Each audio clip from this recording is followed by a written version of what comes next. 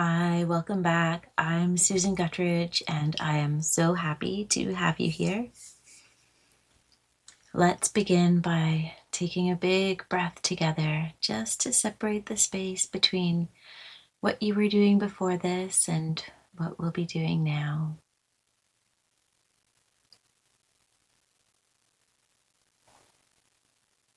Taking a moment to shake off any tension, any bits of the day, so that you can arrive more fully in this moment.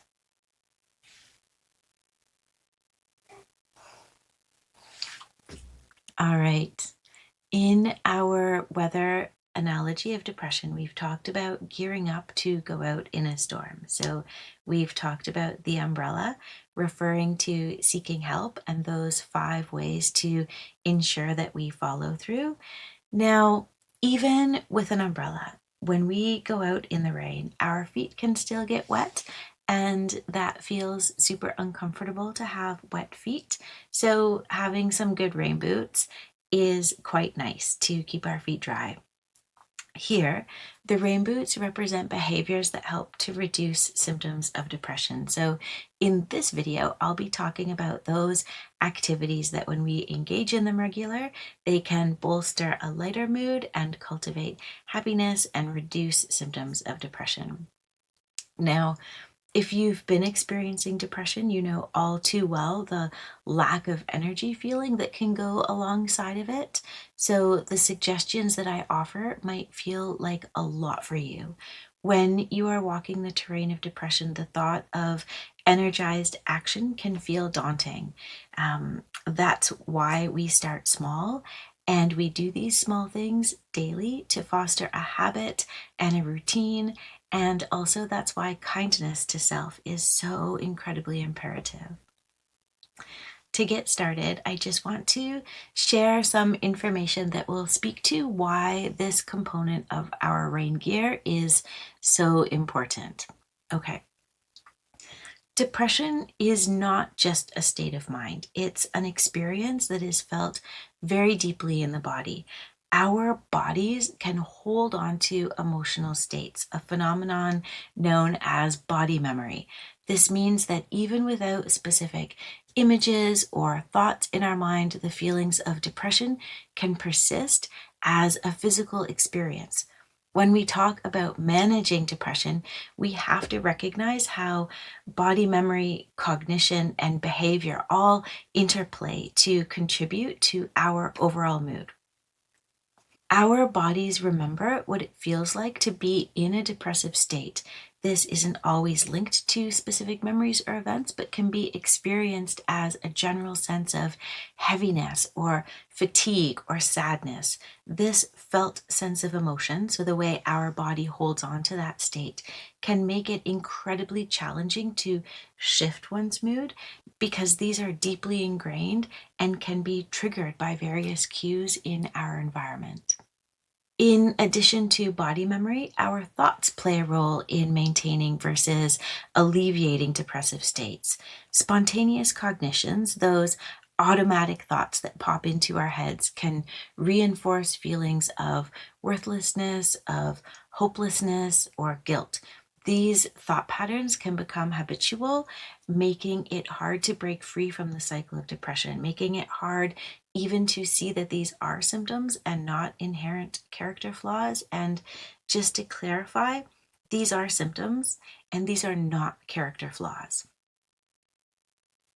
Okay, our behaviors are both influenced by and can influence our emotional states. So, engaging in certain activities can either perpetuate the cycle of depression or help break it. For instance, withdrawing from social interactions or avoiding activities can reinforce feelings of isolation and sadness, while engaging in restorative practices, so the practices and behaviors that we're talking about here, can promote feelings of well being and gradually help to shift a depressed mood. When we think of behaviors we can do each day, I refer to these behaviors as restorative practices because they help to restore a sense of balance and bring in energy. We're looking at activities that can nurture our well-being and consistently aid in symptom reduction. Okay, that was a lot. I am going to share two restorative practices in more detail here. So, two behaviors that can help lead to a change in symptoms. But I would really like to emphasize that each of us is unique, and so what works for one person might not work for another. So, in the description of this video, you'll find a list of 15 restorative practices, and there's also a link to a summary sheet that you can print out that includes all of them. That link will also be in the description. So here's my challenge to you.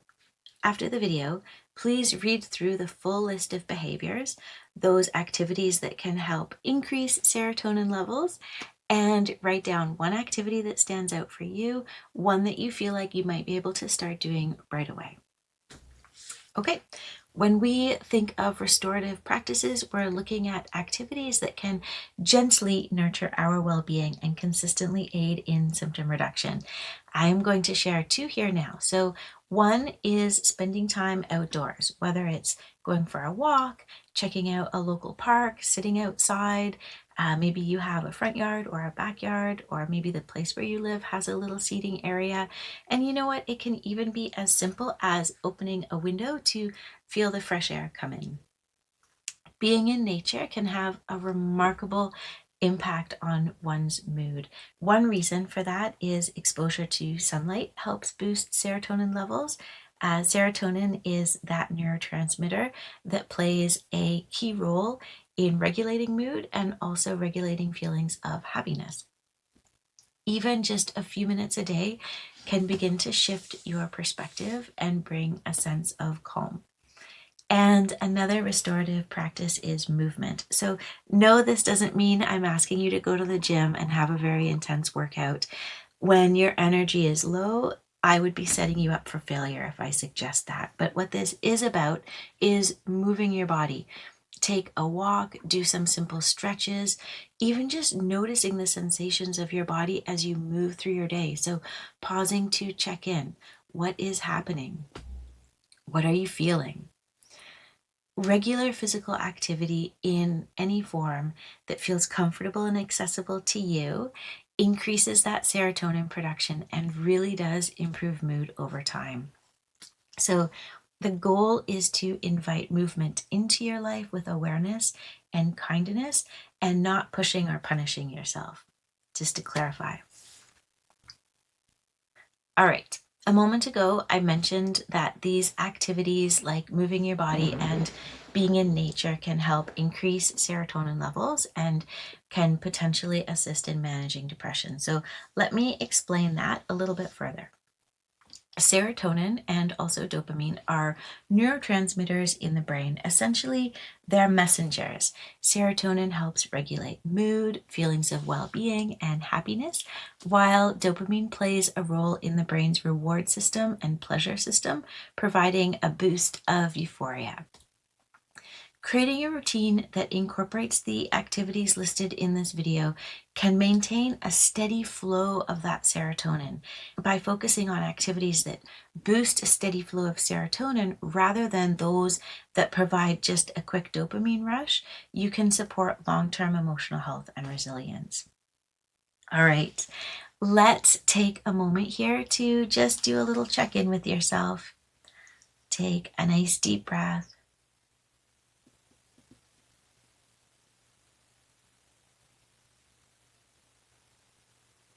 And when it feels okay, release it out. And just checking in, scanning your body from the top of your head all the way down to your toes. Just noticing what you're feeling, noticing any sensations that are there.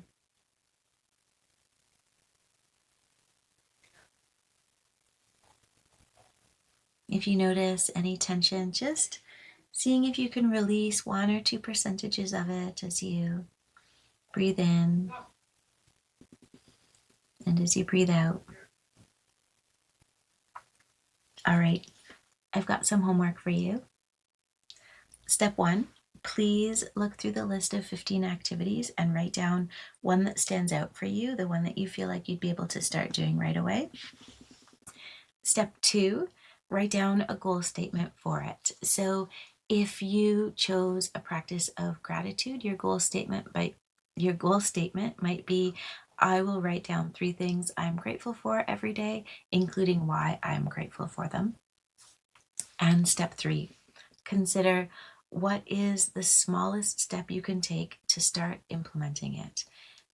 So for example, sticking with our gratitude example, it might be, I will write down a reminder to do this and I will put it beside my bed so that I can remember to do this practice before I fall asleep at night.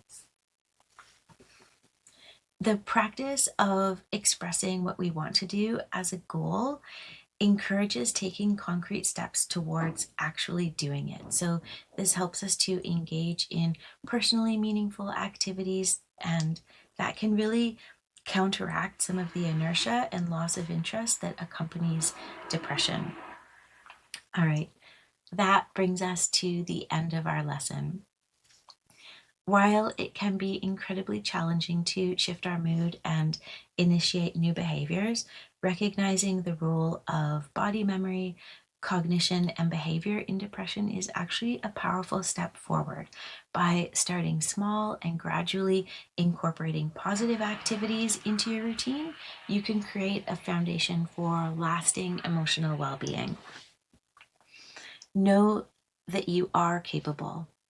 If you start and you get off track, just restart. A bad moment does not equate to a bad week, and it does not equate to a bad life. Thank you for listening, and I'll see you in the next video where we are going to talk about the next item of our rain gear, so our thoughts. Have a look through the list of behaviors. Remember to try out the homework. Feel free to put a comment in the comment section about how this was for you if you feel so inclined to do so. Remember to keep the comments kind and encouraging of others. Subscribe so that you don't miss videos that might be coming up, and like this video so that others can find it. Thank you so much for being here, and I will see you in the next video.